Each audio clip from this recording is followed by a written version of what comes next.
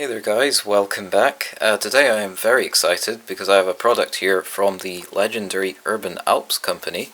This is one of their Stealth Key locks which have recently gained a lot of popularity thanks to Adrian Weber's video where he showcased one of their cylinders, and I'm very pleased to see that a lot of you guys, despite the cost of these cylinders, have actually picked these up for yourselves. I definitely am looking forward to seeing some videos hopefully from some of you guys on these locks. These are super cool, super innovative, and I really cannot wait to see more videos on these locks. Today I'm going to be taking a look at the cylinder, and my main goal of this video is to analyze the cylinder and actually take it apart, and hopefully that will help us to learn more about how we could go about picking the cylinder. So this isn't a picking video, I'll just make that clear right now. The cylinder is very nicely presented, nice instruction booklet, and here's the cylinder right at the back. And for those of you who aren't so familiar with this product, the whole selling point of the product is that the keys are designed in such a way that there is no easy way of duplicating them, because you can't actually see the bitting. The bitting has been concealed inside these little channels here, and there's no way to even see the bitting, let alone copy it. Now, I think that somebody out there has impressioned these keys, but it's a lot of effort, and it's definitely a lot harder than your traditional key. Also, another very cool thing is that these aren't actually cut out of key blanks like this. These keys are in fact 3D printed in metal, which is very cool, very advanced technology. But the weirdness doesn't stop there, because when we look at the cylinder itself, it looks really weird. And what we have here is essentially two locks. We have two sidebars, one on each side, and we have two inner groove mechanisms, one on each side.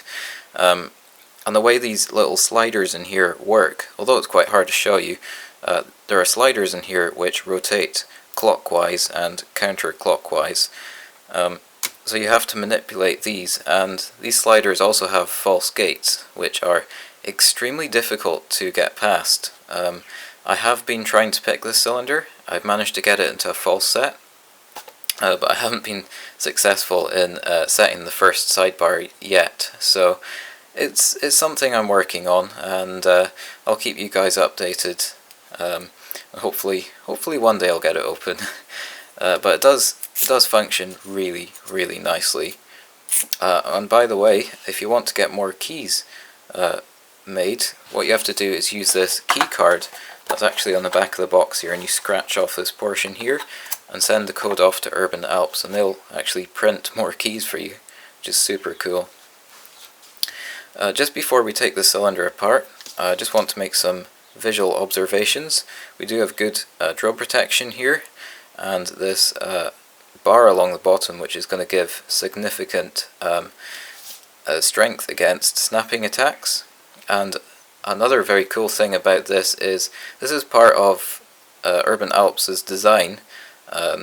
So you can actually get a tool and a kit that allows you to remove these pins here and actually add sections onto the cylinder. So this would obviously be more useful in the double-sided cylinders, where you maybe want one side that's longer than the other. So I definitely am looking forward to seeing more of that feature. Alright, so I think we've said all there is to say about the cylinder right now.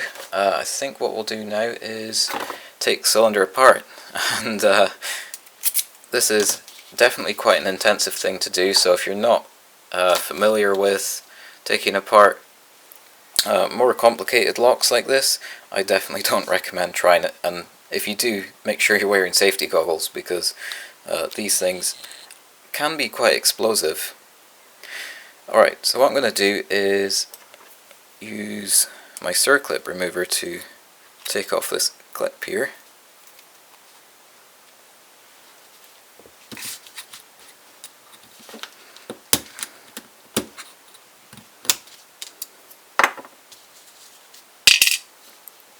Alright, the first thing we've got to do is actually get rid of this cam mechanism. So we have to depress this pin and push this brass plug out towards the back,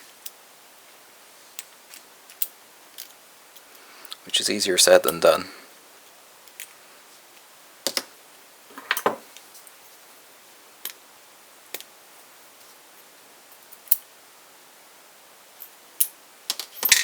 Okay, so that was a bit messy, but there's our little cam there, and our spring-loaded detent pin. I've actually got to use a key here. Pull this out a little bit. Alright, so now we have clear access to the back of the cylinder, so we can use our plug follower. Now thankfully, most of the weirdness is actually in the core itself, so we don't have to worry too much about what's going on in here, but we do still need to use a plug follower because there are some pins up here as well. So we're just going to align this, make sure there's no gaps for pins to fall into. And okay, we've got a sidebar up here and a sidebar down here, so I'm going to grasp those, make sure nothing's flying anywhere, and I'll pop this straight into the core holder. Okay, so I'm just going to show you there are actually two spring-loaded pins up here, which are actually index pins for the cylinder. They basically help you to feel when the cylinder is in the locked position, so you can remove the key. I'll try and get some focus here.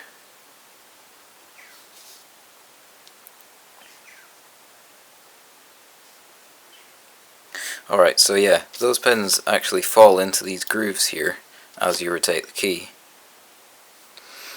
So turning this around slowly, and just as well I had my finger on that because that sidebar could have shot across the room there. And we have these tiny little springs here as well.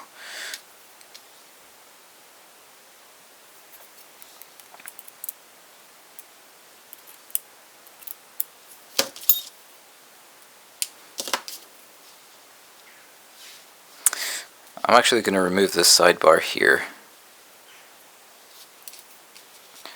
So here's our sidebar. It looks like it's been 3D printed as well. And we can just about see the gates here. And we can see there's also false gates in here. We'll get a better look at that in just a second.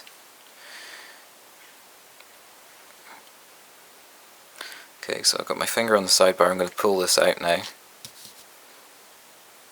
So here's our sidebar right on the side here, and obviously when we remove the key, that sidebar cannot be pressed in. So let's have a look at the mechanism from the top here. It looks quite intimidating when we look at it right like this, but essentially we've got interlaced wafers here, so we've got some on this side and some on this side. If we can zoom in here, essentially these discs rotate like this, and we have these gates down on this side where when all the gates are lined up, obviously the sidebar drops in, but we should also have some false gates on there which are very difficult to deal with. Hopefully you can just about see that. So essentially when we are picking this lock, what we have to do is go down the side here and manipulate these little wafers like this. That's what I've been doing anyway, and it seems to have sort of done something, so it must be on the right track. But definitely not very easy because of all these false gates we have right here. It's good to see we've got drill protection as well in various places. Just a really, really cool lock. Let me pop the key back in.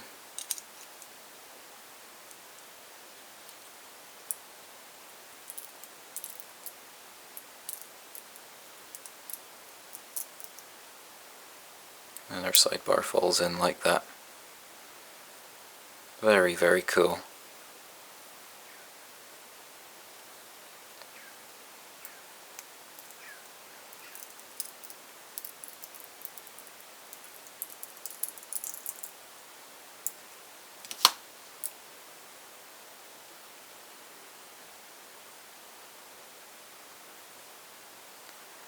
Alright, so hopefully that gives you an idea of what's going on inside this lock.